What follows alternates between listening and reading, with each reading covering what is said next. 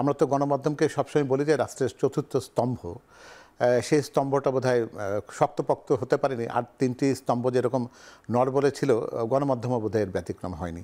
তো ফলে এটা আমরা বলতে পারি যে এটা একটা মানবিক বিপর্যয়ের একটা মতন একটা ব্যাপার, যে আমরা নীতি আদর্শের ক্ষেত্রে গণমাধ্যমটা যেটা কোনো সরকারের তাবেদারি করবার কথা না, সেটা আমি বলি না যে আমাদের সরকার থাকলে তারই তাবেদার হতে হবে, সেটা যেমন প্রত্যাশিত না, বা অন্যরা সরকারে এলে একেবারে সেই জায়গাতে আমাদের বিরুদ্ধাচারণ করতে হবে বা বিরুদ্ধ পক্ষকে পুরোপুরি দমিয়ে দিতে হবে। এই দুই মানসিকতার কোনোটাই বোধহয় গ্রহণযোগ্য না। কিন্তু এই পর্যায়ে এই যে আপনি যে সংস্কৃতির কথা বললেন, এই সংস্কৃতিটা শুরু হয়েছিল কেন? আপনি তো দীর্ঘদিন যাবৎ শুধু তো বিএনপি আওয়ামী লীগের রাজনীতি না বা তাদের সরকার না, তার আগেও আপনি দেখেছেন, সেটা কেন হলো? এটাকে যদি আপনি ঐতিহাসিকভাবে যদি দেখি আমরা, তাহলে সেটা হলো যে স্বাধীনতার পরবর্তী পর্যায়ে ঠিক আমাদের বাংলাদেশের স্বাধীনতায় যে প্রত্যাশাটা ছিল সকল ক্ষেত্রে, গণমাধ্যম বলতে সেই প্রত্যাশার জায়গাতে কিন্তু তার প্রত্যাশিত যে সুযোগটা তার জন্য, যেটার উর্বর ক্ষেত্রভূমি রচিত হওয়ার কথা ছিল, যে আমরা কথা বলতে পারি না, সেটাই স্বাধীনতার একটা অন্যতম প্রত্যাশা ছিল। সেই প্রত্যাশা কিন্তু স্বাধীনতার পরে কিন্তু পূরণ হয়নি। এবং আমরা সেই সময় দেখেছি যে সরকার বিরোধী ছোটোখাটো যে দু একটা গণকণ্ঠের মতন পত্রিকা, সেটাকে খুব কষ্টের সাথে টিকে থাকতে হয়েছে। এবং সেই পত্রিকার সাথে যারা সংশ্লিষ্ট, তারাও রাষ্ট্রের রোষানল থেকে তারা মুক্তি পায়নি।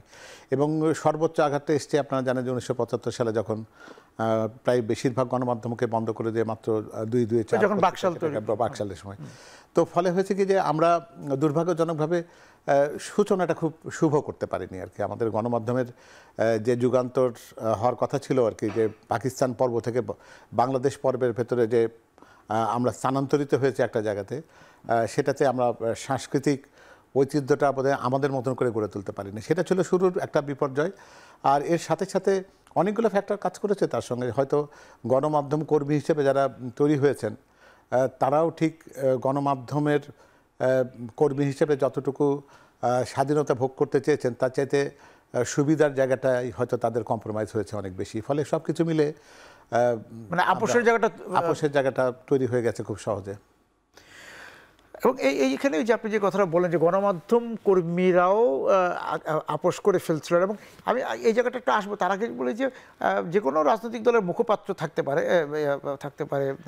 বিভিন্ন পত্রিকা, হ্যাঁ, সেটা বুলেটিনের মতো হতে পারে, কিন্তু পরবর্তীতে আমরা যেটা দেখলাম যে বাংলাদেশের সংবাদ মাধ্যম সবই মুখপাত্রের রূপ নিল। হ্যাঁ, এটা একটা খুবই দুর্ভাগ্যজনক, মানে একটা প্রতিযোগিতা মনে হচ্ছিল যে সবাই সরকারি মুখপাত্র হতে চায়, জনগণের মুখপাত্র হবার চেষ্টাটা কোনো জায়গায় ছিল না। এবং একটা সরকার বোধহয় আমার মনে হচ্ছে তার অবচেতন মনেই এই ভুলগুলো করেছে। এটার এই পৃষ্ঠপোষকতা যে দিন শেষে তাদের কোনো কাজে যে লাগে না, সেটা কিন্তু দুইবার প্রমাণ হয়েছে। আমরা 75-এও কিন্তু সংবাদপত্রের স্বাধীনতাকে সংকুচিত করার ফলাফল ভালো দেখিনি। আবার 2024 সালেও ওই সংবাদপত্রকে দীর্ঘ 15টি বছর ধরে যেভাবে কণ্ঠ রোধ করবার চেষ্টাটা হয়েছে, সেটাও কিন্তু দিন শেষে কিন্তু কোনো ফল বয়ে আনেনি।